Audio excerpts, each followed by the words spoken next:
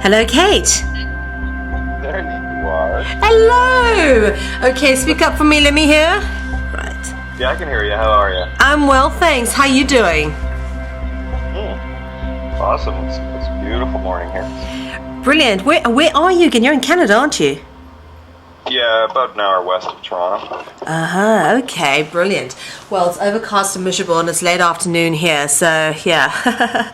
But listen, I just wanted to thank you so much for coming and chatting to me because I know I was on your show the other night and I really was so intrigued. I've been hearing a bit about Kate at Gaia on the various forums and stuff, and I hadn't actually taken the time to listen to much of your stuff. And I listened to something, and I couldn't distinguish who Kate was because, of course, I didn't hear the lady. And then I sort of was invited onto your show, and you just were dropping little pearls about yourself, and I was like, wow, now why have I not interviewed you? So this is why I'm now taking this opportunity to get to know you a little bit better. And obviously I'm sure there's a lot of people out there who may have some of the same questions as I have. Sure, absolutely. Okay. First off, a little bit about your journey, and the message you're communicating. First off, how did you come to be on this particular journey communicating this information now? Now there's the $64 million question, right? Just to start out. Yeah, let's not start with the easy questions like, how are you? I'm fine. No. Let's go right in with the backhoe. Long story, but I'll keep it brief. No, please, as much detail as possible. I would take up 2 hours just telling you about probably the first couple of weeks. No, it's... really, it's a journey of awareness, and the more aware you are of everything around you, obviously, the more information you collect. Yeah. And most people are too busy being distracted by a lot of things. That's just the way this holograph works, if you want to call it. That's pretty much what it is. We'll get into that, but it's a beautiful, distracting design, and most people spend a lifetime, born, live, drop body, move to the next, without ever even spending any time with themselves. And that for me is probably the saddest thing of all. They're too busy looking outside of themselves for the answers. And for me, of course, being the nature of being that I am, for those that aren't in the know, there are lots of labels for beings like me: two spirits, transgender, transsexual, whatever the case may be. But that's been a lifelong walk, if you will, finding that 0 point and coming to terms with, things aren't always as they appear. And, you spend a lifetime trying to be wrong about you, and because you don't, quote, fit in society, unquote, you spend a lot of time trying to be wrong about you, trying to figure out what's wrong with you. And, at the end of that journey, everything just concluded that everything that was wrong with me was exactly what was right with me. And I think upon taking that acceptance on myself, this is about self-responsibility here, I thought, okay, I can play this game in whatever form I'm supposed to play it in. And obviously this one is, for most people, very, very unique. I'll definitely make your day interesting, that's for sure. That's just the way, that's the nature of this game. But also contained within it are a lot of interesting perspectives that are not deemed mainstream or, quote, normal, unquote. So I think with, I've been doing radio for well over 5 years now, both mainstream and online. And even that has been a journey of me. I basically, as things moved on, I started off as your typical conspiracy theorist type radio host exposing things, and it only took a few months. Kind of already had the inkling of it anyway, but some people would ask me to do an FM radio show and bring things to the table in my own way. And but a few months into it, I just said, this is a waste of time. Because we can talk about 9/11, John F. Kennedy, Lincoln, false flags all day long till we're blue in the face, but we're not going to get anywhere, because all that is reporting on what's being shown literally in the holograph. So for me, I had the fundamental question still burning, always has been, why?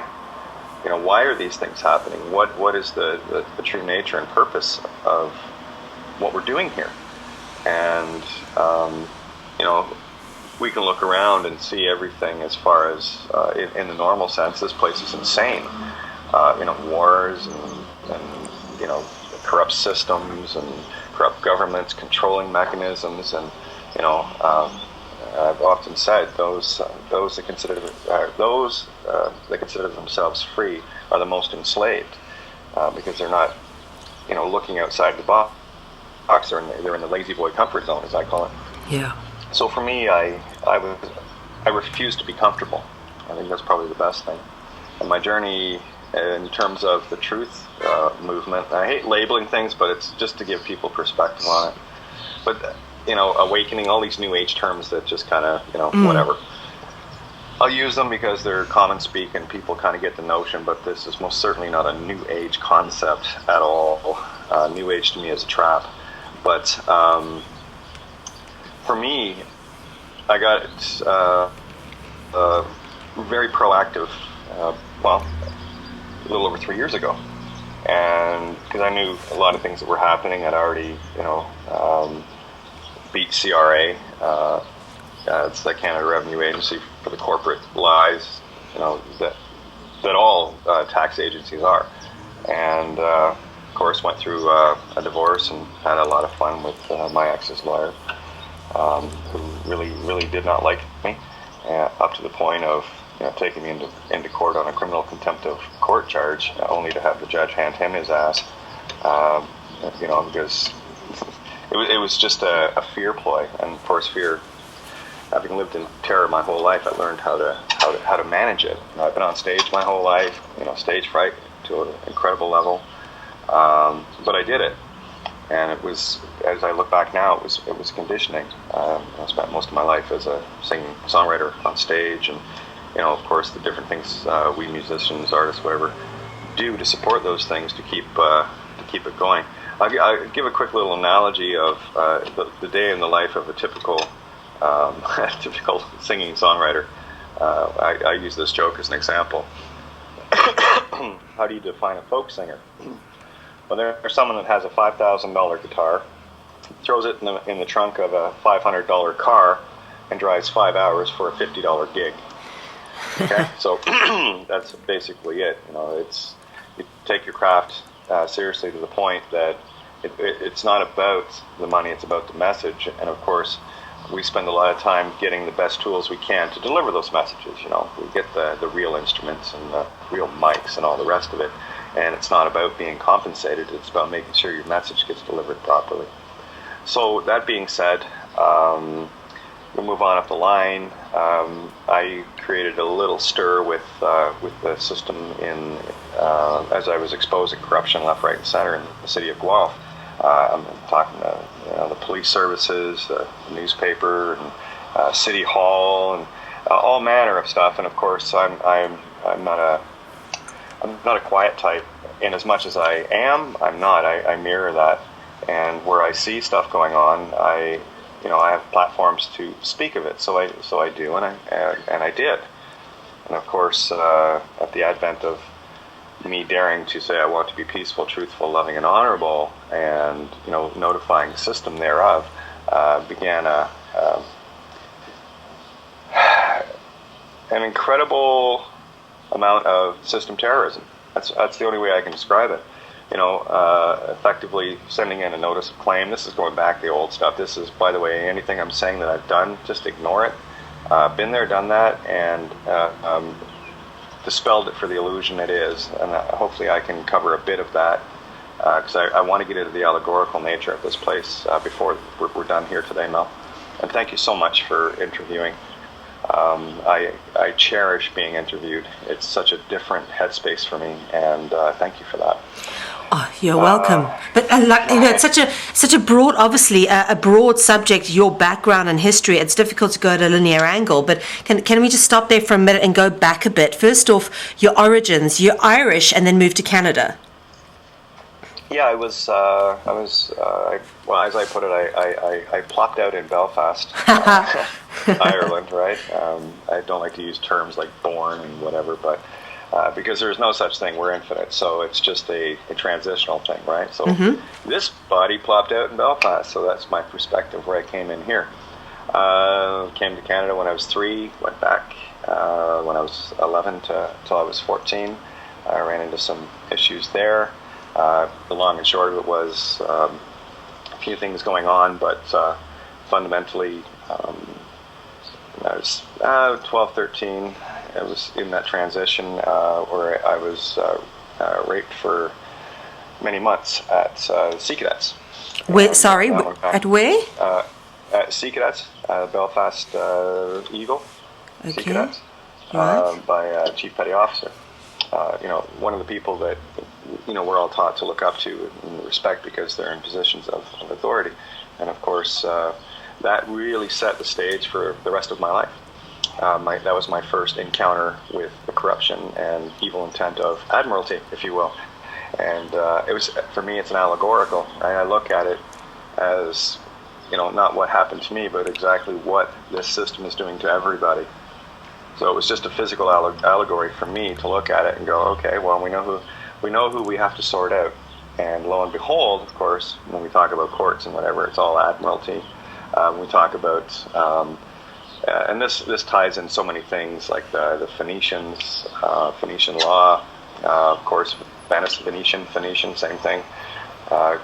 Earth bonds, for example, all insurances go through the city of Venice because it's a city on the sea. It's actually not. That's another allegory, right? For there's a city that's not really on the land. It's at sea because, of course, the vehicles they use are boats to get around door to door, right? Yeah. That's why they have, on your house they have a landing, right? You have a landing at your place. Yeah. That's where the cruisers can pull up to. Cop cruisers, stuff like that. So it's all allegorical when you start to see it. It's a pretty simple picture. It's hard to get it into focus because there's a lot of stuff distracting us to see that. And effectively right now, that's the only message I have, to get people outside of the literal box and get them into seeing what is really going on allegorically. There's nothing real here. It is, all the world's a stage. And everything that we're looking at, we have to apply in an allegorical sense. You cannot look at it literally, because if you do, you'll stay spinning in the cycle. So psi call, psi spirit, call harvest, right? So do you want to stay in that cycle? No. So I stepped out, and that's all I'm trying to share right now.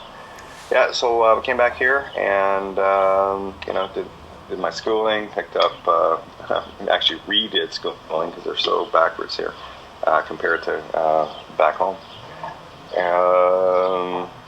As fate would have it, my destiny, as it were. A lot of things blocked me from getting higher education, university, whatever. I certainly have the savvy for it, but all things for a reason. I look at it, well, I didn't get indoctrinated and programmed even deeper into a fictional system of control. So I'm very grateful for that. So I chose the School of Hard Knocks, the street, and music became a huge part of my life. And just working to get through and staying very alert, and of course all the while having that beautiful inner struggle of who I am, what I am.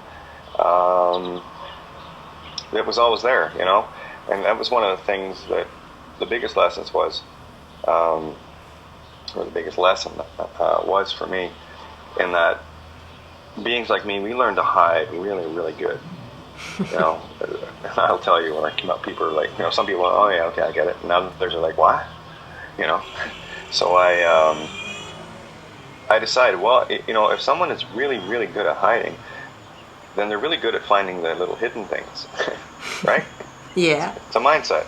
So my target was very, very easy early on. I chose the darkest places, a place I could think of, to be the brightest light. I mean, that's the only place you're going to shine the brightest, so I chose the Vatican. And I think there aren't too many that will disagree that has a lot of hidden things in it. And as a result of the work I was doing, the things I was uncovering, being a songwriter gave me a kind of a unique ability with words. And if you've heard any of my shows, for me it was all about breaking down the tongue pledge, langage, language, and right down to the letter, literally, and where it was all created. And of course every letter, number, sigil, symbol comes off the flower of life. That's their geometric creation of this holograph. And we create it. I'll get into that at a later point. But does that pretty much kind of give you a background? Sure, it certainly does. So, okay, let's go down to the physical elements now. So you're born into a man's body, but you're two beings inside. Yeah, I'm neutral. I consider myself actually genderless and genderful right, at the same time. I'm like both, that. Right? So I'm neither and I'm both. All right. I can choose which element of me I want to be. The simple analogy is I can go to the closet and look to either side of it and go whatever I feel like. So I have no boundaries in who and what I am and how I want to present. For me, it was just, this is the divine essence of me being put forth. I'm an allegory. I'm a metaphor. If you can see it. Yes. Do you know what? It's just so, it's so needed now, especially when we're trying to sort of break out of these little boxes. And this is one of the things that appealed to me the most about you, is you have a huge amount of people who listen into your shows, and there's this acceptance now that's coming about. And what that is to me is the clearest indication of the evolution of consciousness, the evolution out, more a sort of healing of perceptions where we've grown into acceptance of things that before may have been taboo. And I love that. That's one of the things that appealed to me the most about you, and what you have been meticulously doing with these very dedicated hours to the shows. You know, it's beautiful that you bring that up, because I have to be completely blunt. No one is more shocked than I. When you spend a lifetime in, that hidden terror within, and being self-derogatory, and all these things that, if you can imagine, that one goes through, knowing that they're not what they're showing themselves to be. And of course, and we can talk about the coming out of the closet thing, right? Come out of the closet? I just ripped all the doors off. But, and that was probably the most amazing thing, because my coming out or transitioning out actually happened on air. In a very natural progression, and I was amazed. I mean, I had a lot of people, that knew me doing my thing before as the other name, and but I got to tell you, the acceptance level floored me, and it's true.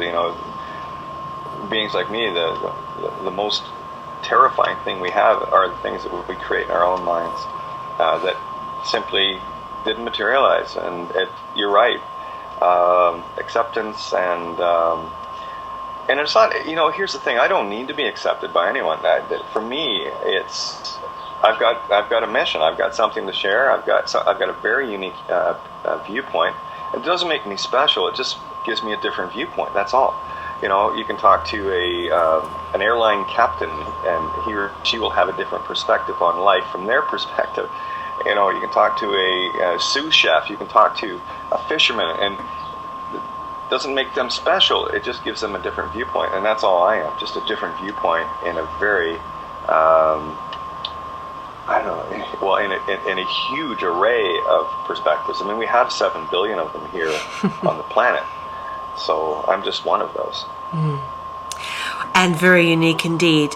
You really do stand out, and what a beautiful thing. I think probably you've manifested that outwardly through your inner acceptance, and that's what you sort of have of other people, and a lot of respect to you for that. Let me just ask you, so if you don't mind me, can I get personal? You can get as deep as you want with me. Have you not heard my show? I just want to be respectful and ask first. Oh, but yeah, listen, I'm wide open, hon. You can Okay. ask me anything you want. Honest. So you are married to a woman, and do you have children? I have 2 daughters. Okay, and they obviously are, you teach them all this stuff and they're fully aware of what's going on? Well, you see, that was the thing about the system. When I exposed as much as I did, it ended up in a year ago, February, I got kidnapped at gunpoint in front of my house after dropping my oldest daughter off at a birthday party. I got taken down to Guelph Police Station and thrown in a cell for 7.5 hours while they proceeded to SWAT raid my house and steal it from me, with Sue and my youngest daughter there doing the criminal activity of baking cookies. You know, so and pretty much since then, the whole thing about system, there's 3 steps that they'll use. One, they'll try to buy you, all right, and that happens to the vast majority. You know, a lot of people get caught up in the, ooh, I've got this nice new car, and I've got the big house, and I've got this, I've got that, I've got the other. So they'll sell out, right? A lot of people will. Most people will. And then there's those of us that will not sell out, people like you and me, and many others, where they have another approach, and that is to completely dismember and dismantle all your support systems around you, demonize you through the media, do as much cutting and ripping as they possibly can to take out any motivation and support, obviously, effectively to shut you down. It's low level and can get up to high level conflict, where, you know, every moment of my life, as soon as I dare to open my heart up and say, listen, send out my claim of right, I understand what's going on, and here I am trying to help these people that are attacking me. You know, do they not know that the death pledge or mortgage that they signed is null and void? Or would they rather go and collect a little pieces of paper and spend a lifetime paying for something they'll never own? You know, that's the thing. I love this, homeowner or rental. You're renting both ways. You're a tenant on both documents, but you don't know that. And these are the things I was exposing. So that's step 2. That's the conflict or the complete destruction of everything around you. And they came at me hardcore. And of course, I haven't basically seen my daughters since then. I saw them at a funeral last summer, at my brother-in-law's funeral, but they didn't talk to me and whatever. So but that system, that's the way the system is, and really you have to get to a point where can you handle it? And of course I can, because it's not just my children that matter; it's everyone on this planet that matters. You know, I will not put my children above yours or anyone else's, because if I do that, what I've done is I've created a duality and potential conflict in future. You know, if my kids, you know, are raised whatever way I deem to be, you know, proper, sorts of thing, culture. Kate, sorry, you're cutting out. Let me give you a call back, yeah? Yeah, sure. Okay.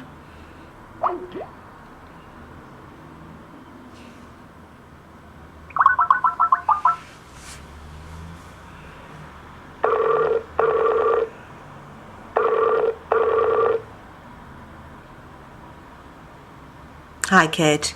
There we are. Okay. You're talking about culture. Yeah, about my kids and culture and whatever. And, you know, we bring our children up in whatever culture we're in. You know, whatever society, be it, you know, Christian background or Muslim or Jewish, and of course I lump all of those religio-cosas chosen-itis things into the same bullshit basket.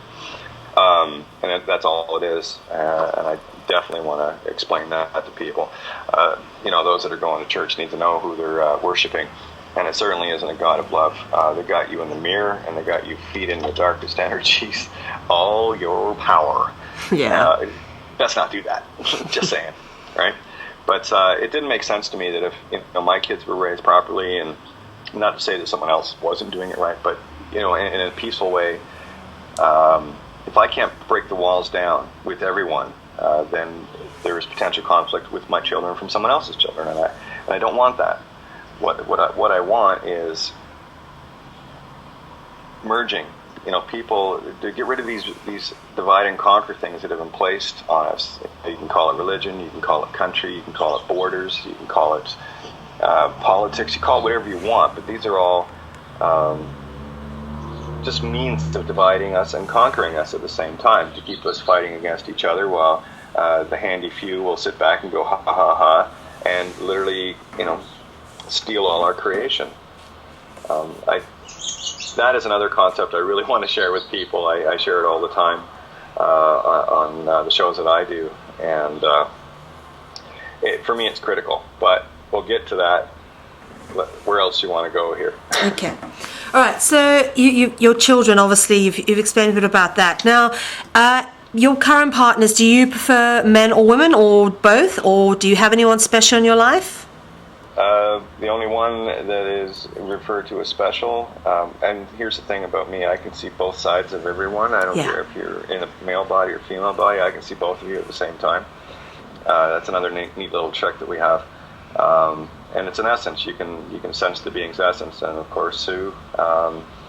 That's sorry. I give a life commitment. So whether we get together again or not, doesn't matter. My heart's quite happy where it is, and I don't need to be with someone physical to be that. You know what I mean? It's kind of that. See, that's a very tough concept for people. Yeah. Because we're dealing in a very physical world that is driven to be physical, and of course, look at what system does. It's promoting all manner of sex and everything else through advertising, movies, and what have you, and everything is about the whole system is designed to keep everyone in a physical state of mind. It's no wonder so many of us can't find our way home. We're too busy getting distracted with, ooh, that tastes great, ooh, that feels good, oh, that sounds wonderful, oh, that looks awesome, and it's a constant. We're being inundated constantly with these, for me, they're control mechanisms. They're distractions. I mean, I look at Earth as a great big rubbernecking session. And everyone's not looking in the most important place they need to look, at themselves inside. Yeah, for sure. What idols do you worship? There's a little saying, and by the way, I love to reference the code book called the Bible. Not for the religion, please. You want the religious version of the Bible? Have a look at the planet right now. The wars, the mayhem, the pestilence, the control and destruction, and everything else.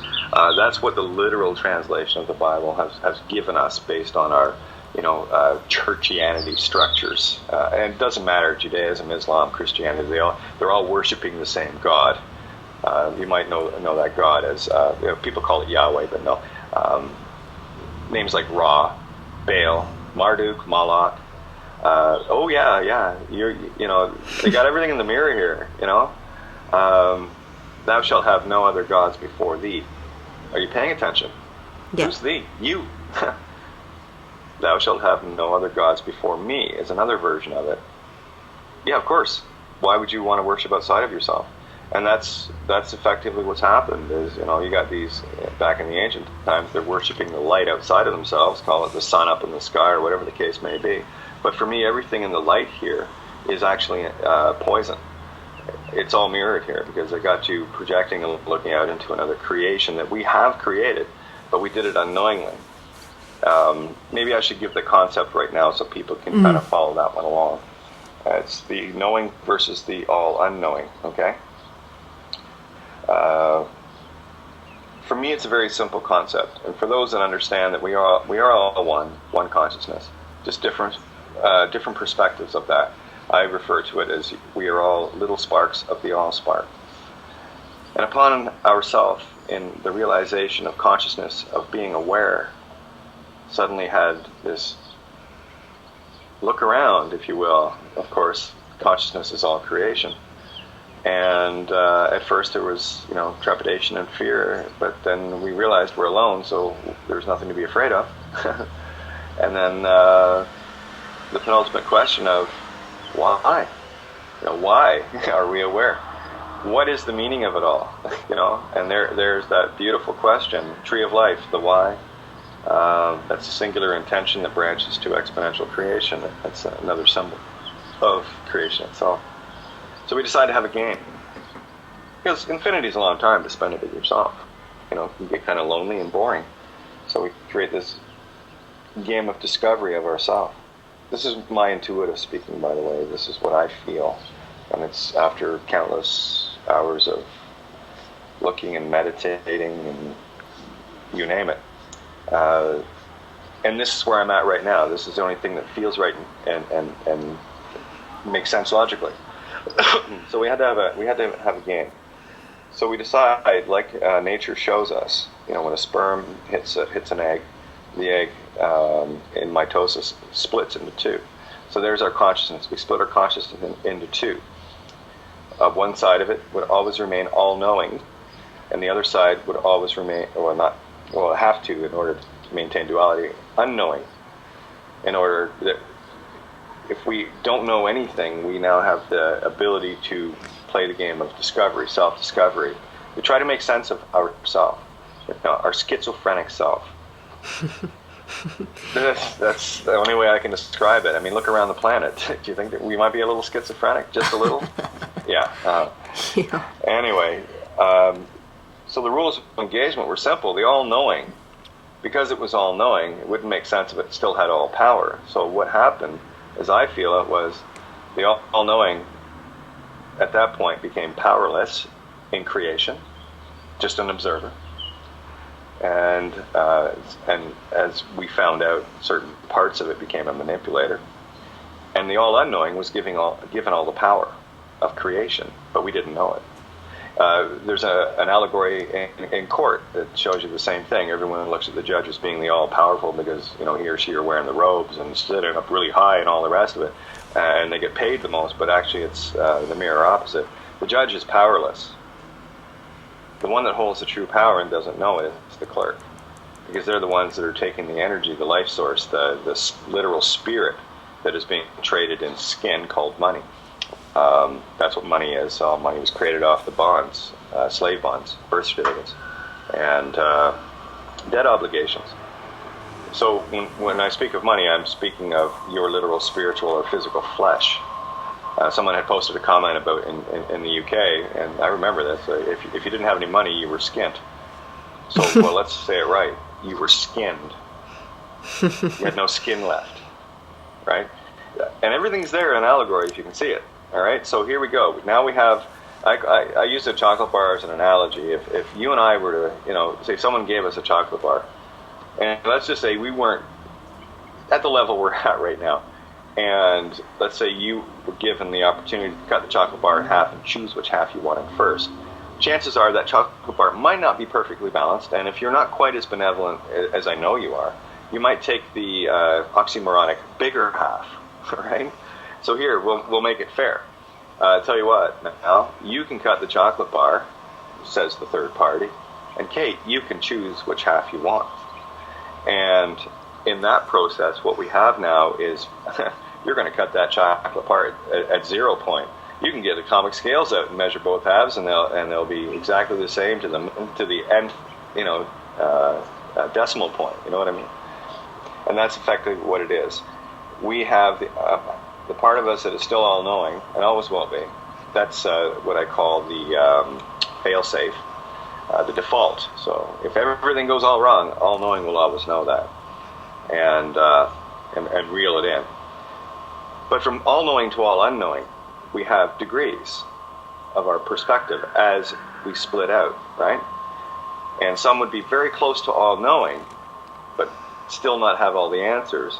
And then there might be a little issue there with if you're not all-knowing, but you know almost all, and you're not quite as benevolent in your perspective, you could see very easy potential to take the unknowing, who has all the creative power, and maybe create a universe like the one we're living in, so that part of our self controls a great deal of consciousness, be it knowing or unknowing.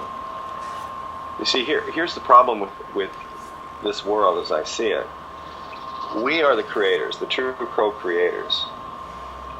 The other aspect of our self, you can call them whatever you want, I refer to them as archons, cannot create. They can't even get into joy or bliss or love or anything like that. They're incapable of it. And we've been duped into creating things, and this would take hours to really lay it all out for people, but just have the concept that we, the co-creators, in a very unknowing state, are being manipulated to create for others, and that's this external illusion that we see. So we're literally building our own prison. I just decided to do a prison break. That's all. Okay. So with all that in mind, what would you say exactly is the point behind those that are creating the misery and suffering inflicted onto children? For example, pedophiles in the church that, that are protected there. What is that all about in your perspective? From my perspective, that is consciousness looking at itself and in that self-discovery or the discovery. And this is not about letting things off the hook. That's a different concept. But what we have here is polarity. In order to see the ultimate good, it has to be mirrored by the ultimate evil at the same time, right? Because they're one and the same, just different perspectives of it. I use this as an example. The cannibal sees eating human flesh as a good thing, and it's, that's what they do. It's a cultural, and everything's great. Whereas you and I would look at that and go, well, no, that's evil. But it depends on the perspective. Perspective of temperature varies greatly if you're talking to someone that lives above the Arctic Circle, an Inuit in that area, versus someone that lives on the equator. Their definition of hot and cold are entirely different. You know what I'm saying? Yeah, for sure. Right. So that's, again, where are you looking from? And for me, the real game is to get into as many different perspectives as you possibly can. This is one I love to share with people. Most people don't. Kate? Yeah, this is a good one for the bar if you want to make some money. Skin somebody if you want. And I say that tongue-in-cheek because I absolutely abhor filthy lucre. The whole concept of money and anything that comes to me, I transmute because I know what it is. It is the living flesh of everyone. Every single dollar, every pound, every euro, divided into 7 billion units of consciousness, and that's how you should treat it, because that's exactly what it is. All right, so here it is. The Earth is turning in 2 directions at the same time. How could that be so, Kate? Well, let me tell you, it's really easy.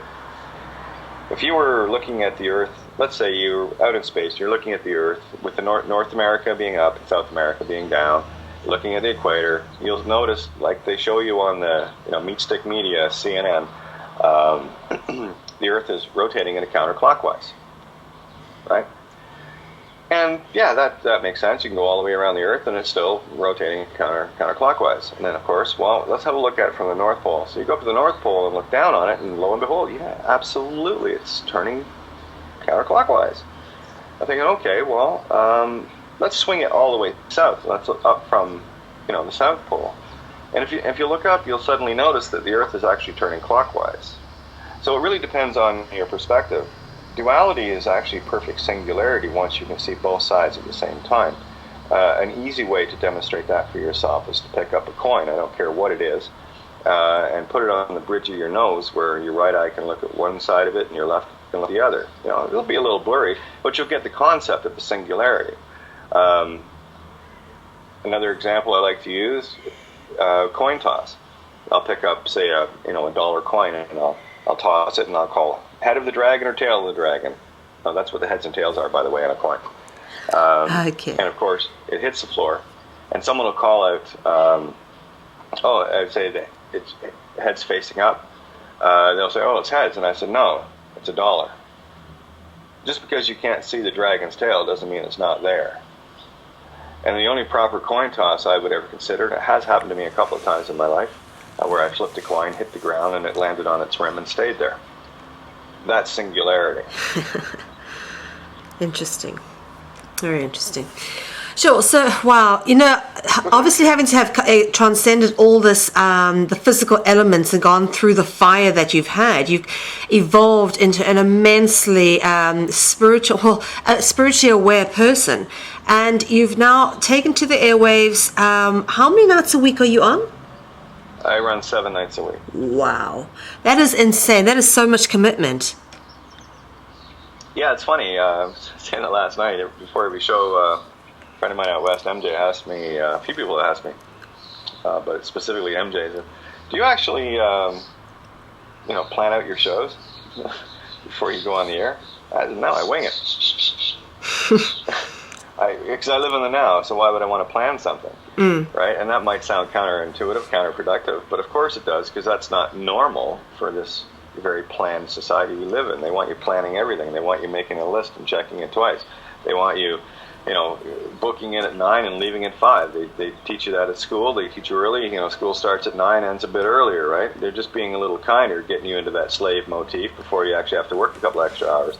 But you think it's better because you're actually getting some filthy lucre for it. So, that whole slave programming they put you through in school, look, they give you treats. You don't get recess anymore. You get a paycheck. So how are you looking at it? Anyway, that's just me. But yeah, 7 nights a week. I like tonight. I'm really focusing right now on exposing the allegories of this place. For the first time, many people are starting to see the world as it is, not the literal way they want it to be shown. Because here's the thing about the all-knowing versus the all-unknowing. The deal is, the all-knowing has to tell us everything, right? But because we're all unknowing, or at different levels of knowing as we climb Jacob's ladder, we're going to miss it. So it's quite safe. That's why, the archons love to put out all the truth they can in Hollywood and on the media, and, very selective and how they... here, I'll show you. Here's a brilliant one. This is the one that religion uses, and of course, this is how they sold the whole light is good thing.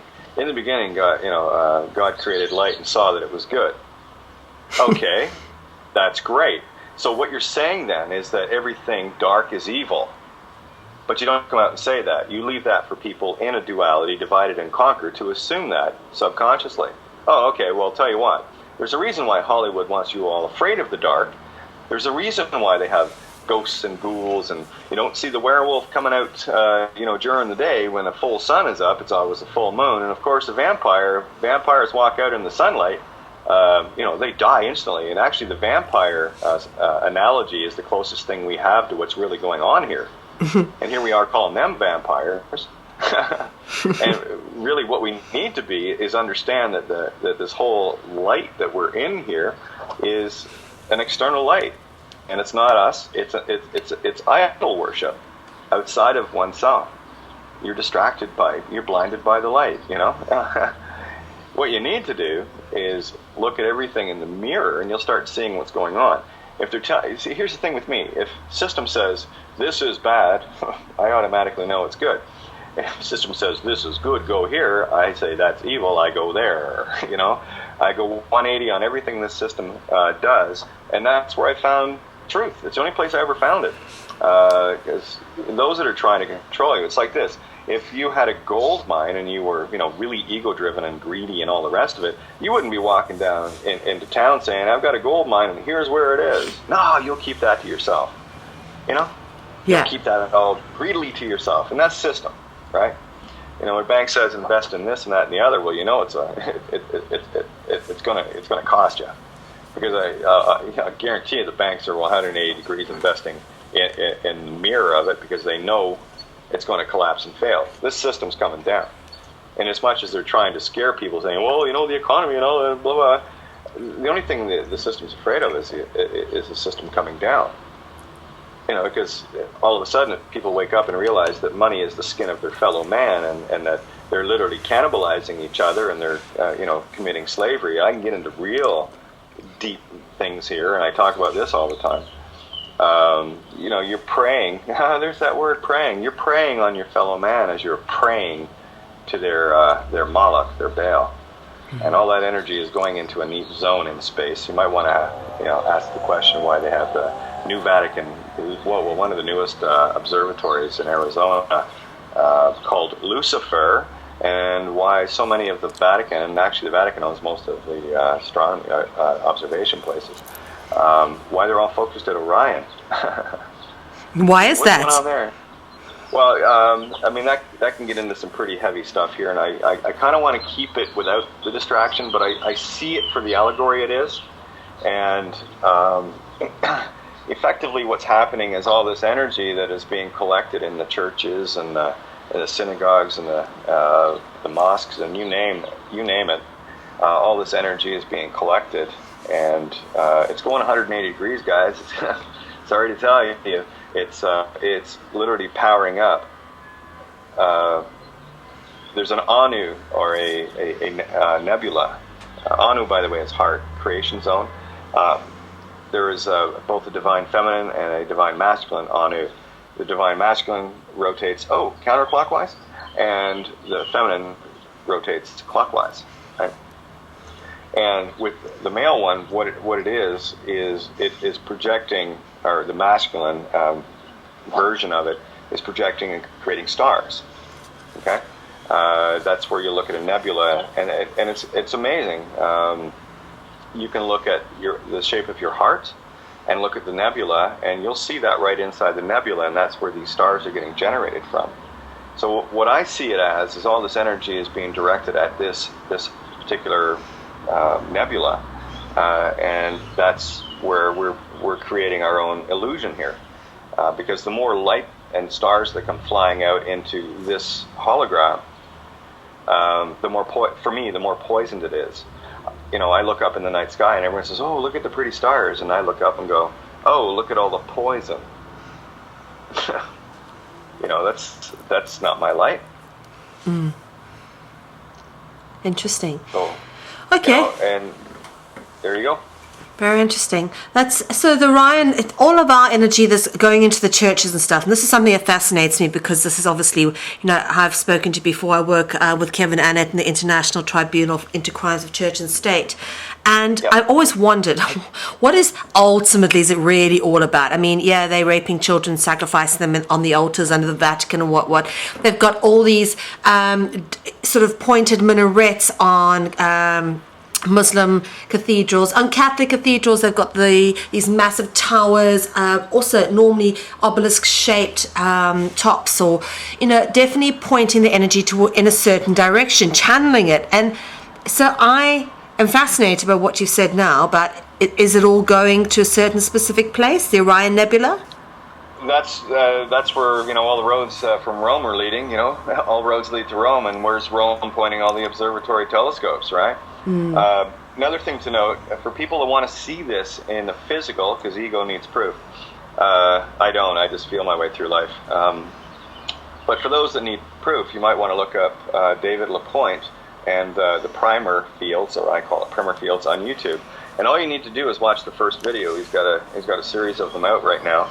And this is the first guy that I've ever seen show the 0 point of magnetism, and that's where electricity is created. You see, magnetism, Magdalene, mother, matter, matter, alma mater, okay, that's your chicken and the egg. Electricity, the masculine intention came out of that, right? So that's why we have, as I call it, we have the divine feminine void of creation and the prodigal son called electricity, right? We have an electromagnetic universe, and that's what we're in the middle of right now. There's your allegory. That's why the whole papal system, religiocosis system, is all patriarchal. That is the masculine intent trying to override the creative divine feminine. All right, and that's why. And here, the allegories abound on this. Look at the word register, and why do they want us to register everything? Well, what they want to do is to rule our divine creative feminine essence, because that's exactly what Regis, stir, translates into. Regis, to rule, stir, star, okay, is divine feminine creative essence. You're the total spirit of creation. Remember I told you about the knowing all-knowing and trying to manipulate us, the unknowing? That's why they've got us to willfully consent in ignorance, in the form of a birth certificate. Every time we register a child, and you brought up the point of the children, from birth to age 7, you're dealing with the age of innocence, and there is an incredible amount of power in that, and that's why they do what they do to drain that power off. Again, when you look at the Matrix, and we're just a bunch of battery cells, that's all we are to these archons. And it totally makes sense as to why they want all this energy focused at the Orion Nebula, so they can keep spewing more and more of their stars out into this into this realm. Now, I was saying about the feminine Anu actually brings everything back into the void.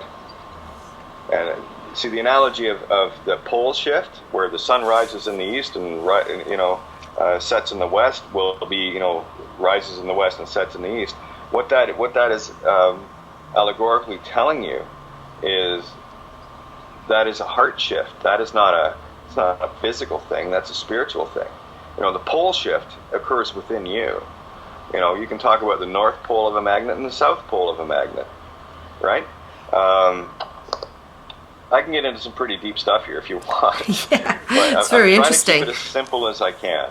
And I know people, when they hear this, it'll resonate with them. Mm-hmm. That's one of the things I love about truth. You don't need to. That's the thing about truth. You don't need to believe it. It doesn't require belief. Mm-hmm. Truth is, once you see it, and I say this all the time. There's only two things you can do with truth. You can accept it and stand in it fully, or deny it and run away from it, and it will come and haunt you. That's why the self-responsibility. You got to take care of you. If you don't take care of you, you're a detriment to everybody else. And that's what's happening. Everyone's too busy trying to, tell other people what they got to do and what they need to think and all the rest of it, which is judging, by the way, in any way, shape, or form. And it's very distracting and it's very disempowering.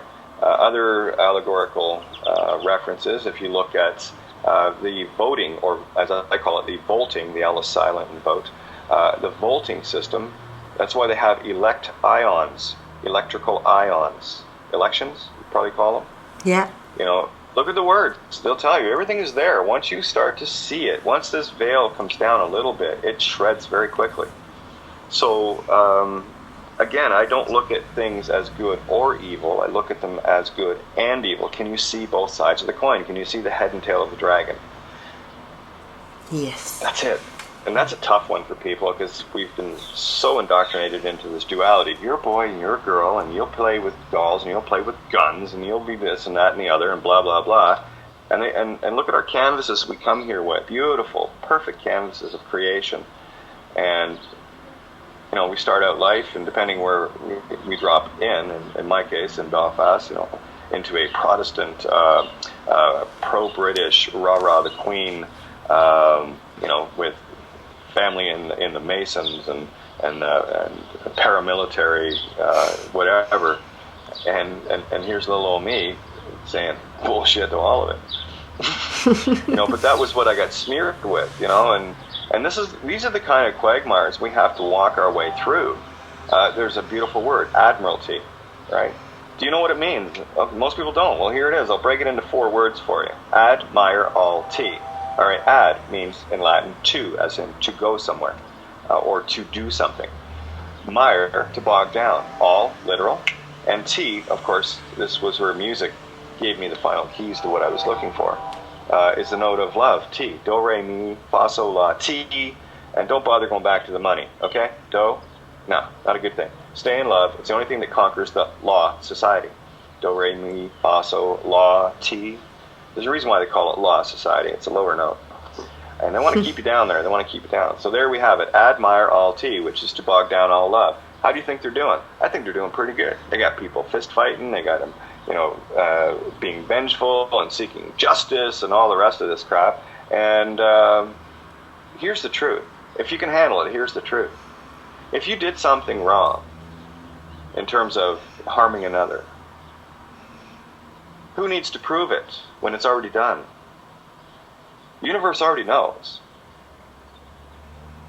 Yeah. Those who are sinless cast the first stone.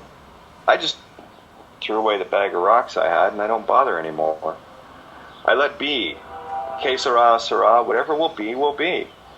And here's the real challenge for people. Can you dare to let go? Can you love thine enemy? Can you love thine no vengeance? Enemy is e-nemesis. E-nemi, right? E as a prefix means no. Nemi from nemesis, vengeance. Love thine no vengeance. Oh, but I thought it meant the opposite. Of course it does. Every word means the same in the opposite. Another beautiful example I love to share is the word refuse. If I say I refuse to do something, well, what do you think I'm saying? Well, you say, well, you don't want to do it. I said, well, yeah, that, and I'm also saying I want to rejoin it too. When you refuse things together, you've rejoined them. Get it? That's why they always ask you, do you refuse to have a lawyer?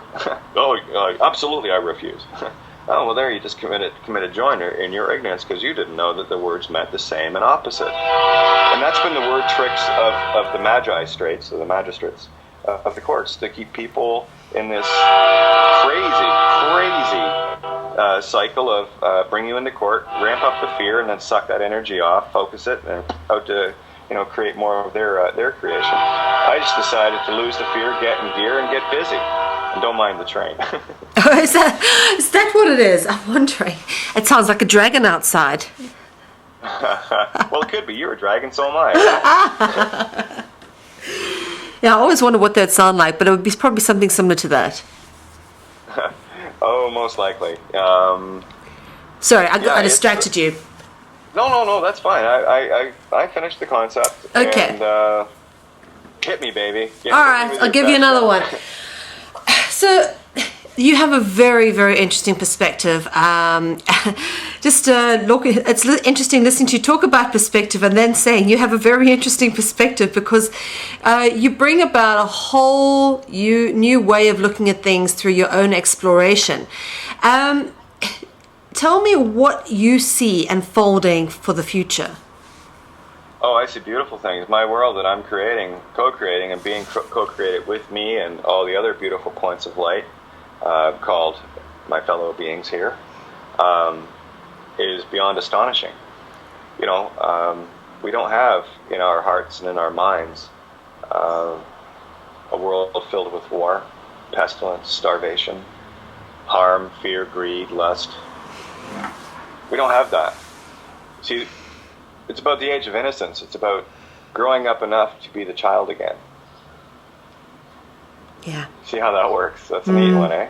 Yeah, I like that. It's funny because I keep thinking back to, as I grow older, I keep thinking back to moments of childhood where I am remembering back at that young age when I was recognizing things like, I remember once, I must have been about 4 years old, sitting on my toilet, strangely enough. My feet couldn't even touch the floor.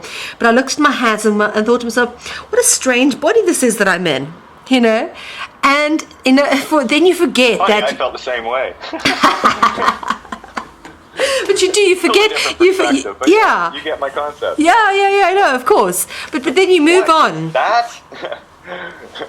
Yeah, we move on. We get taught that like we are a body and we have a soul, when in fact we are a soul and we have a body. Yeah, it's like I use the car as an analogy. What's your car doing right now? I'm sitting in the driveway. And it ain't going to do anything until the consciousness, get in it.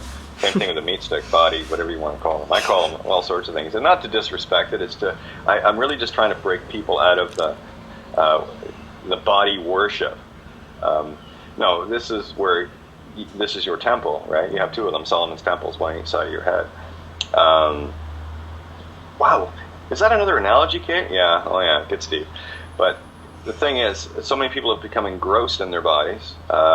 Some people have become so engrossed to such a low level of having this that they just keep ingesting. That's for me, the main cause of obesity. It's people that have lost their will to create, and the only thing they can do is just, well, let's create more body. And that's easy to do, right? And again, it's this. These are not about judgments or make wrongs, not at all. I'm an observer, neutral. I look at things very simply. Is that something I would do, or is that something I would not do? And I've looked back over my existence in this meat stick ride, and all the things that I've done that I would not do. That's really the cleansing of your canvas, and you got to get deep. Yeah. You got to get brutally honest with yourself, and you got to get rid of that shadow. And here's the neat thing about it: when you can get rid of all those shades of gray, that's when you get to get deep and dark and shine the brightest within. A lot of great teachers, whether they lived or just, and I just think they're analogies and representations. Teachers like Jesus and Buddha and Krishna, all of them, all had the same message. And yeah. Oh. And here, I love calling out Christians on this one, right? They're all talking about worshiping Jesus and what have you. I'm going to set the record straight for you. Okay, there's no one coming to save you. Sorry about that. There's no guy coming down on the clouds. White Horse, by the way, is the Pegasus constellation. You might want to start to see the analogies there and the allegories. But there's no one coming to save you. You're it. You're saving yourself. And besides, how dare you, you lazy bastard?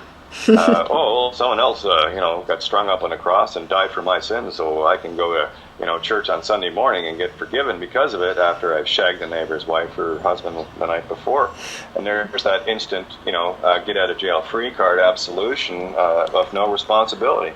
I mean, all the religions teach the highest level of non-responsibility.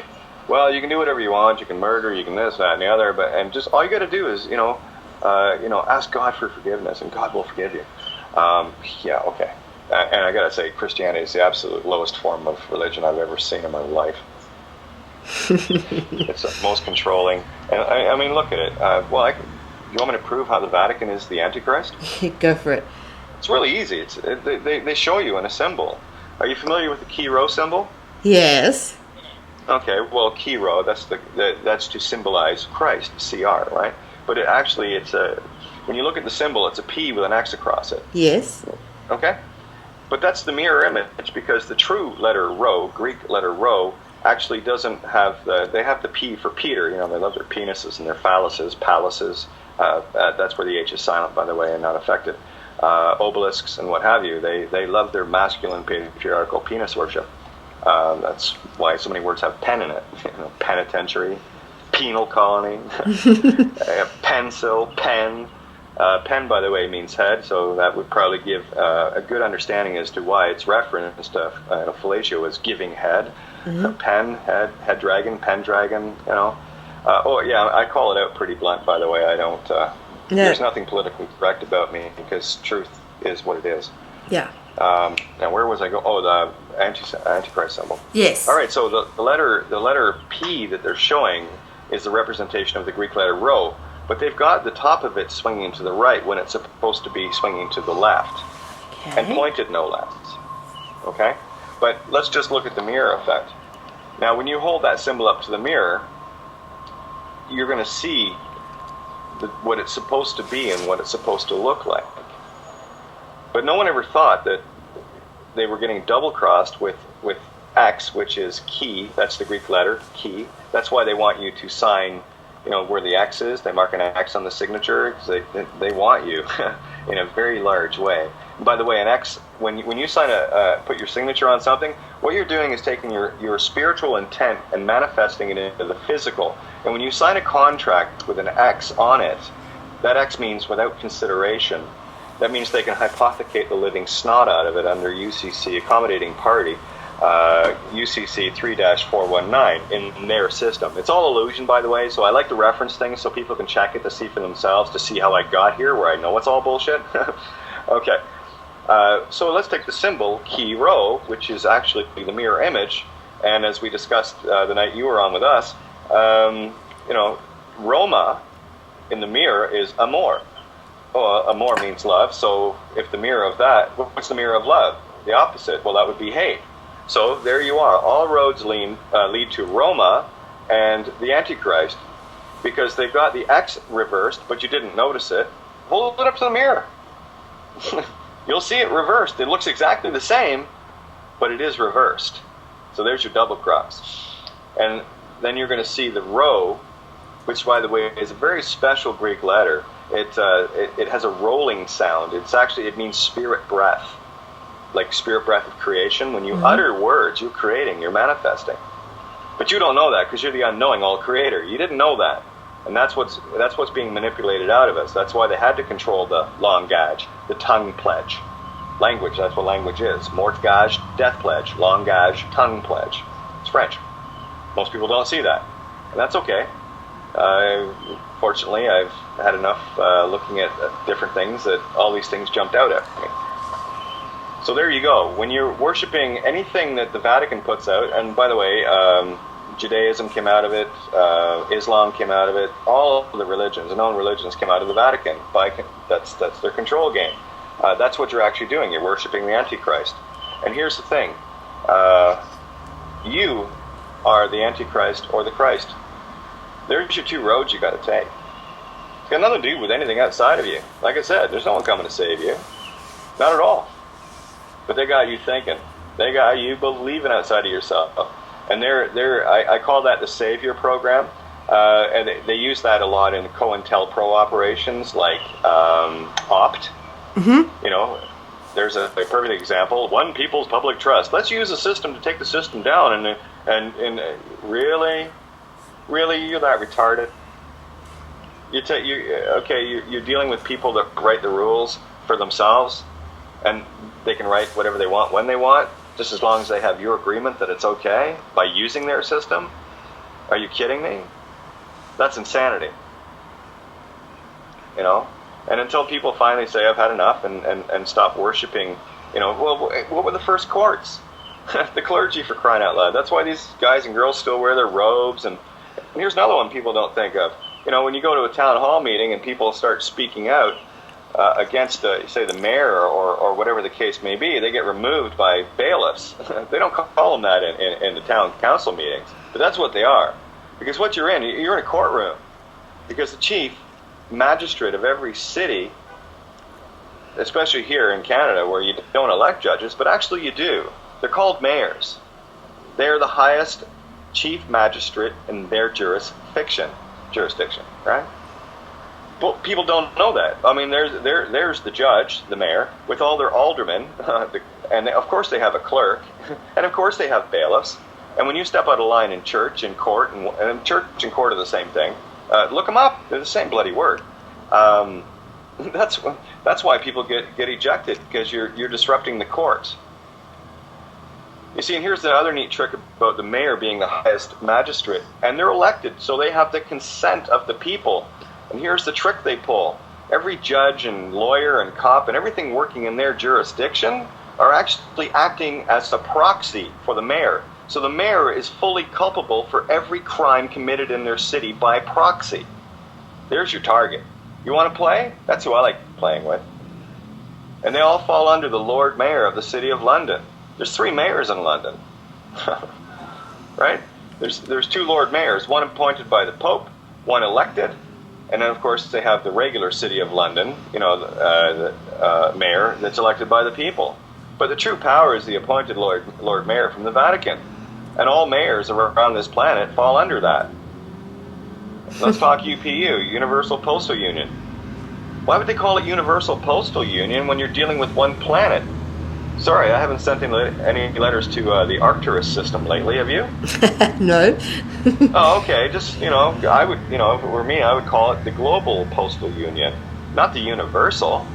So what are they trying to tell you there? And of course, who heads up the UPU? And it's based in Bern, Switzerland. There's that Switzerland thing again. Swiss Guard, don't they look after? Right, they look after the Pope. And where's their court? It's called the Hague. They own that too. So why would you play in their venues? That's what they want. I just said, screw you. And I said it in a very large way. And for those that haven't seen it, if you want to see me in, quote, boy mode, just look at Google or use your search engine, and it won't be hard to find. Judge bows to sovereign. And people missed the allegory. They missed actually what happened. They were too busy trying to decipher law and common law and legal and all the rest of this shit. And they're spinning their wheels. They don't know what's going on. That judge didn't bow because of a law or a legal thing or whatever. He bowed to the divine feminine. And that's what ships are all about. You must bow to stern. Didn't I say stir is divine feminine creative essence? And the letter N, by the way, has a very specific purpose. It means it's mine. That's all it is. It's a possessive. So stir N means divine feminine creative essence mine. Bow to that. And he did. That Baal priest, that worshiper of Ra, Moloch, Yahweh, God, whatever you want to call their archon. I don't give a shit what it's called. Bring it on, bitch. I'm sitting right here. You want to play? I'll play. You think you're going to scare me? I'm infinite, and I know I'm creator. And I know you are. I'm talking to everyone listening here. You are too, because you're not on the knowing team. You're on the unknowing. But here's the ace you have up your sleeve. You have all the power of the universe in you. So anyway, we could level the playing field and bring it back around, huh? Yeah. Oh, for And now sure. we know. So see what kind of an upstart I am? You know, I'm just telling people, you know, God is light year gods, and you can do greater things than I. All you Christians that are rolling in the aisles, worshiping, especially the Catholics. I love the Catholics. You know, they love showing the murdered body. By the way, that's a God of love. That this, pie in the sky, bearded, penis-bearing thing throws his kid down. Say, you know what? I'm too busy. I'll send the kid down and get slaughtered. You take care of business. I'm watching American Idol here, right? That's your God of love. Vengeance is mine, saith the Lord. Please explain to me the unconditional love part of that. And by the way, the Lord thy God is a jealous God. Are you serious? Are you that insecure? Where's the unconditional love in that? Hell, I thought, you know, jealousy was one of the vices that needed to be fixed here. I think we've got a very insecure archon. What do you think, Mel? Definitely. And I think he's probably got a very short penis and drives a sports car. A big shiny dick on wheels. That's right, to make up for all that, worship me, worship me. I mean, hell, you know, it's all about worship me, please. You know, cry me a river. You know, Lucifer, there it is. You know, Luke from Lucid, light, fur, ferrous, iron, right? Yeah, we're in the Iron Age, right? The bringer of light.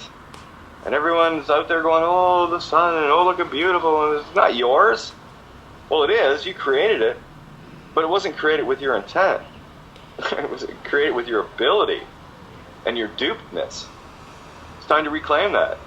And I spent much of my time dismantling the entire legal system for the fraud it is. And I'm working on my last thing I'll send to them, called the Summons of the Dead, because that's what they are.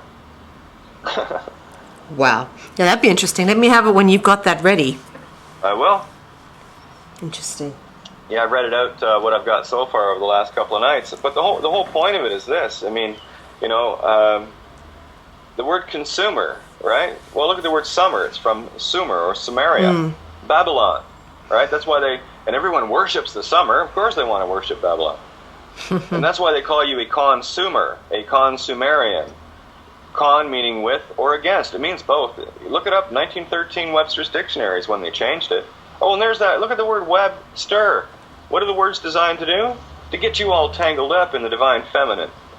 Not knowing what you're doing and where you're coming from. Look at the words. Listen. More importantly, listen to them. When I say the word right, which one was it? Right, or right? But you know what your intent is, but the presumption of the magistrate is always what they decided to be. Yeah. So when I say right, as in being correct, R-I-G-H-T, they're saying R-I-T-E, as in ritual. Mm-hmm. That's why I write. And anytime I say that word, I'm saying R-I-T-E. Because it's my intent that goes out now. I know what the sigils are. They mean equal and opposite backwards, right? Take the letter S, which is a divine kundalini, feminine spiral, right? That's a representation of it. Serpent, that's why it has S in it. All right? Now take that and put it in the mirror and put it face to face, and what have you got? Infinity. Right? Huh. Everything's backwards here. Everything. I was born backwards. Am I not clue enough? I'm a walking, talking three-way. Hilarious. Wow. Yeah, I really take myself seriously, too, by the way. Do you really? Oh, yeah, I'm just terrible. You know, well, okay. Hey, for the record, I'm sitting here talking to you, and beautiful sunshine. I got my bikini on. I'm loving this. This is beautiful. Finally get some sun. I'm so white. Oh man, I'm dying for some. It's not even a joke. Like, let's not talk about the summer. I might just be worshipping it. Well, see, that's the thing. You know, there's another thing I love to say. You know, use the tools, don't be one. So I'm thinking, okay, well that's great, fine. I'll take the heat energy and here. Let me show you how loving their God is. Ra, the sun in the sky, that they worship. You know, the Son of God. One solar flare, you know, one nasty outburst from that very juvenile consciousness up there, and this planet's toast. That's your loving God for you, okay? And I mean it quite literally. Ozone, or the Oz-1, as I call it, gets ripped off. You're microwaved in seconds. You get to be popcorn. Yeah. And so does the rest of the planet. It would destroy life in an instant. That's your loving God. Okay? I just changed direction and focused it into the most incredibly beautiful, darkest void within me, where my light shines brightest. And for those that still need their ego satiated, you might want to check out some research. Can't remember the guy's name, but what has been discovered is in your Anu, your heart, your Merkaba, inside of you, which of course inside your body is probably pretty dark, yeah? Yeah. Not a whole lot of light getting in there, huh? Might be a void of creation in there. Possibly a universe. Who knows? Sarcasm. But in there is a little point. It is measurable. It's a little energy point. And it burns between 3,000 and 6,000 degrees Fahrenheit. That's consciousness, my love. Yeah. That's you. Yeah. You are the center of the universe. You are. Everyone is. What a glorious tapestry we have woven here, where your perspective and mine and countless, infinite numbers of others, Sure. the universe weaves in and out so that everything that is created, manifested, happens. And because you can't see it, don't think it's not there. Another, for those that need the ego satiated of the physical, phi, psi, kul, phi, creation, sacred geometry. Familiar with that one? Mm-hmm. 21st letter of the Greek alphabet, Yeah. 777. Oh, that's the God thing that they do. Oh, might be the G in the Masonic symbol. Possibly. Anyway, so there's phi, 1.618, phi ratio. And of course, psi, the 23rd letter. You might want to look up Psalms. 23rd Psalms. 23rd letter, psi, means spirit. And of course, kul, we know, means harvest. So that's when you're living in the physical, that's what's occurring.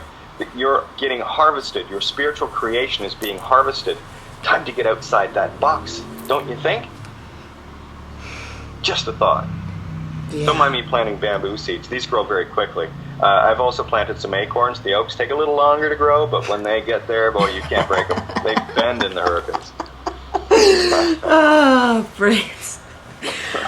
Okay, you know what? You've thrown me here. It's one of the few interviews that I have absolutely no idea where to go with you, because there's so much I want to ask your perspective on. You're a breath of fresh air, and I can see why you've become so popular overnight, literally. You say you've been going for 5 years now. Yeah. It's only getting popular now because somehow truth is finally fashionable. Can you believe it? People are letting go of the garbage now, and they're kind of going, well, this just ain't working. I keep getting my ass handed to me every time I want to go into court and do this and, do that and the other. You best stop doing that. I am completely devoid of system. Yeah, me It's too. not easy to survive, I assure you. Yeah, I know. We're in the same place. Interestingly, because we discussed this on your show, we're both Gemini Dragon. And that's not a coincidence. It's one of the most powerful sign combinations you can be. Mm-hmm. There's a reason why we're here and in these particular signs doing specific things that we're doing. Exactly. What type of dragon are you, by the way? Do you know, I'm actually not even that sure. I'm born in 76. 76, I'm not sure what that is. I know 64, that's the year I dropped in. Infinity squared, by the way. Another clue. Checkerboard, 64 squares. Wow. Born on June 15th, the day the Magna Carta was signed in 1215. Wow. Oh, I don't know. Gemini Dragon, Gemini, two-spirit, twins. Yep. The twins are boys and boy and a girl. Yeah. Oh, and for you Christians out there, you need to know that Abel wasn't a boy. Abel was a girl. They kind of messed that up for you. All right, that's your divine feminine. Cain, of course, the tricky little bastard, ego. That's the left brain that tries to analyze everything. Sorry, if you're using your anal eyes, where are you looking from? Oh, that's right, you're looking out of your asshole. Okay, that's why I don't like anal analysis, or I don't use my anal eyes. I reference only that which I create in the right hemisphere. And here's the trick of the right hemisphere. Nothing comes in until you shut K9 down. The barking dog, the left brain, the ego. Promise. Chitter chatter, chitter chatter, chitter chatter. Until that stops, you get nothing. Oh, you have no mail. Get it? All right. And I do it a bit tongue-in-cheek as well. But actually, Mel, you make a beautiful point there. I have been spewing this stuff for years. And it's now finally fashionable. Truth is the next best thing, the next big thing. And that's why people are finally awakening. And boy, are they awakening. Oh my God, the posts I get, or as I like to say, oh my, Bill Hicks gave me this one, I love this, oh my me. It's incredible. It's astonishing. And once people can realize that none can judge another, and you can't forgive anybody either. Because if you forgive someone, you've judged them as having done something wrong, yeah? So you best not do that, because the only one you can judge and forgive is you. I told you, you're here to save yourself. No one's coming to save your sorry ass. And especially, not some guy that, allegorically got butchered at the behest of, their dad, loving God that is, Sorry, you couldn't think of something better there, Marduk, Yahweh, whatever the hell your name is? You couldn't think of something better than, I'll send the kid down. Let him get slaughtered. That's your solution? Sacrifice? You bloodthirsty bastard. And that's basically what it is. A god of war, god of hate, god of vengeance. That's the one they're worshipping. But they do a pretty good job. I think they call it branding. Hey, let's take this piece of shit and shine it up. It's still a piece of shit. They can put it in the window and put a price tag on it, and somebody will buy it. Hey, I went out and bought a piece of shit today. And they'll do it. Seriously, they will. Just for novelty. And that's how I look at religion. It's just novelty. They got you distracted looking at where, in a literal litter. When you throw stuff in the ground, what do they call it? Litter? Yeah, that's right. And of course, litter all. That's a lot of litter. You're littering all. So what they've done is they've littered your mind with poisonous sigils called letters and words and symbols.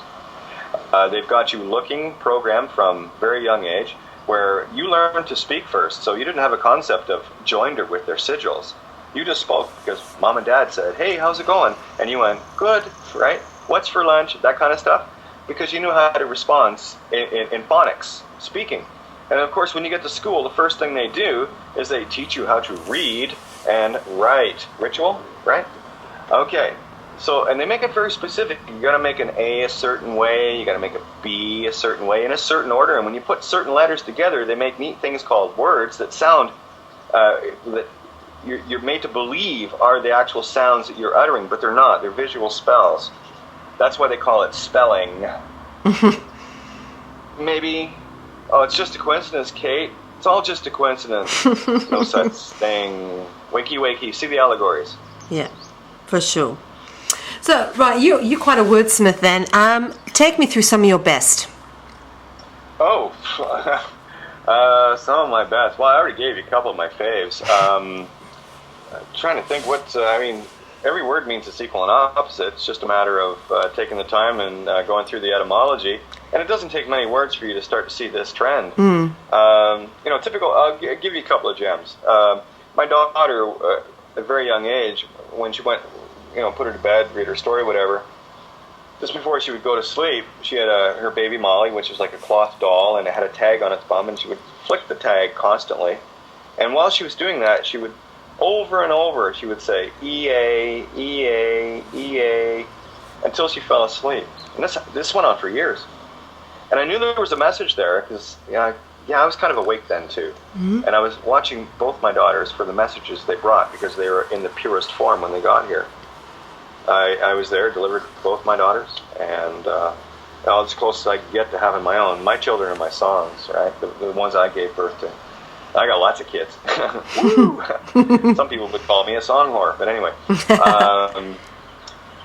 Some of the best. So anyway, she would go through saying this EA, EA, and I knew there was a message there, and it didn't click until last summer. And it hit me. Why was Emily saying EA? And then I looked at the lowercase e and the lowercase a, and gosh darn if I didn't see 6-9, yin-yang, dark lights. So then that was the breaker for the sigils.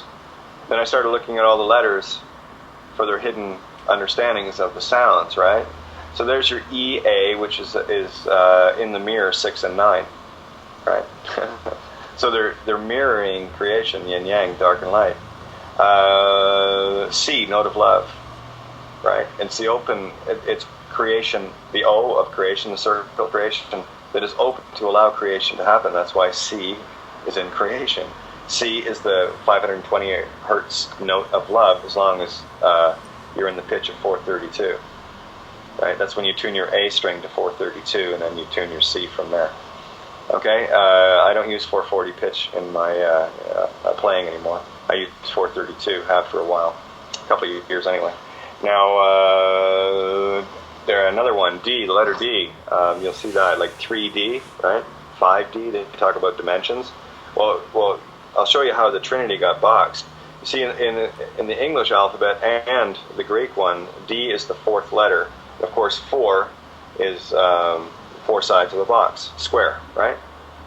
But when you look at the Greek letter D version, which is delta, it's actually a triangle in the fourth position. So it's the himself, herself, itself, trinity of singularity, you, boxed, right? So that's why Outside the Box is my show, right? And I've got many reasons for it, but it wasn't just one or two things, and of course it sort of coincidentally worked with my particular gender status, right? Get it? Yeah. Tongue in cheek. It's all fun, baby. Yeah. Okay, what was the other one? Oh, say, the Latin word say, S-E. That word, when you hear someone say, I'm going into court, and I use, please guys, court, it's a joke. A friend of mine called me up there today and said, I miss court dates. And I said, yeah, so? Well, what? Yeah, so? Who cares? You know, 2 years ago that might have mattered. Now, it doesn't matter. They don't want to play anymore with people that are awakening. Because we're slaughtering them. They know it. We're exposing it all. Okay, so the Latin pro se means for himself, herself, itself. So when you go in pro se, you're going as your full character. Full character, by the way, I use Wizard of Oz because any of the I can take any movie and show you the complete allegory of spirituality versus physical in it. Wizard of Oz is a really good one because it's very familiar by people. Now, if you're operating in your full character in the legal sense, you are operating in what's called toto genre. No shit. Toto genre. Now, if you look at the opening scene in The Wizard of Oz, where Toto is going to be carted away by the soon-to-be Wicked Witch of the West in the colorized part of the movie, when you understand, you look at Toto. Toto was you, okay? Don't be distracted by Dorothy. Dorothy is just the door of Theos, the door of God, to you, okay? Pay very close attention to Toto's actions, because Toto is your full character. And that opening scene is a perfect allegory for how they entrapped us with the birth certificate. And I really need to actually get clips of this and start breaking it down to analyze it for people, to show them how that is. But, you know, you see the spirit, the divine spirit, Dorothy, that's your higher self, holding on to Toto to try to protect her full character. And of course, I can't remember her name in the movie, the one played the Wicked Witch, in the black and white part of it. She says, well, I have a sheriff's order to take away, you know, Toto and whatever, and there's Auntie Em and Uncle whoever going, oh, okay, and they buy into it, and they just, you know, willingly give up Toto without a fight, right? And that's our parents, if you will, that register our name, which effectively gives over our divine on a spiritual level. People are still stuck in the physical, right? It's by the way, it's under seal. Split it up. Say all. Himself, herself, itself, all. Get it? That's why they put things under seal. It is a promise of promises, but they don't tell you when you're registering. So the fraud, that's where the fraud began, with non-disclosure and willful intent to deceive on the part of the archons. And when a fraud is revealed, it is null and void, nunc pro tunc. Nunc pro tunc, now for then. Okay? So, yeah, I've done my homework. Actually, I haven't done my homework, I lived it. That's a difference. When I speak, I'm speaking from experience. I'm not talking out of a book. I'm tired of talking to people that have no life experience, and they try to tell me this. You know, go back to school, will you? Go back and, you know, be a really good professor who never lived the moment in your life. You know, kindergarten, through school, secondary school, high school, whatever you want to call it, college, teachers college, and back into school to teach the same shit regurgitated. Somebody else's story. Yeah, it is his story, ain't mine. I am my story, or mystery. I love it. Absolutely love it. Listen, Kate, on that note, I think we're going to close this off for today, but let me just say thank you so much for all of your wonderful information. And I'd love to get more from you at some stage. But yeah, let's talk again soon. Yeah, absolutely. You know, I'm going to actually put it out to you. You mentioned, anytime you want to come on, hon,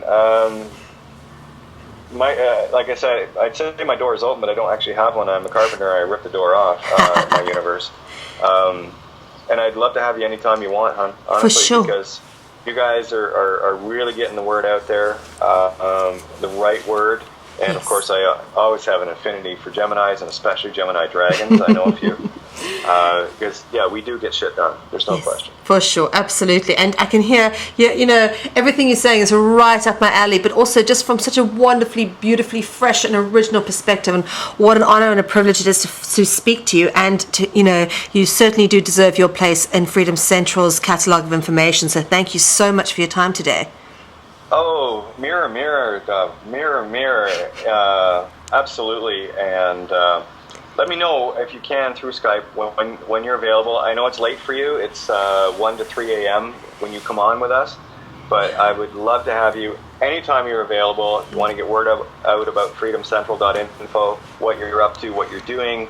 We do this together. And Absolutely. This is my main drive, to bring everyone to the same table so we can share this beautiful feast that is happening around us right now that we're creating. We're setting the table now. Yes, indeed. No one else. Yeah, I'd love to. And we'll talk again soon. I'll definitely come join you on the show for a bit. But thanks for the interview today, Kate. And I look forward to chatting to you again. Absolutely. Love you and everyone listening. Thank you so much. And we'll chat. Take Absolutely. care. Love you too. Take care. Bye-bye. Take care. Bye-bye.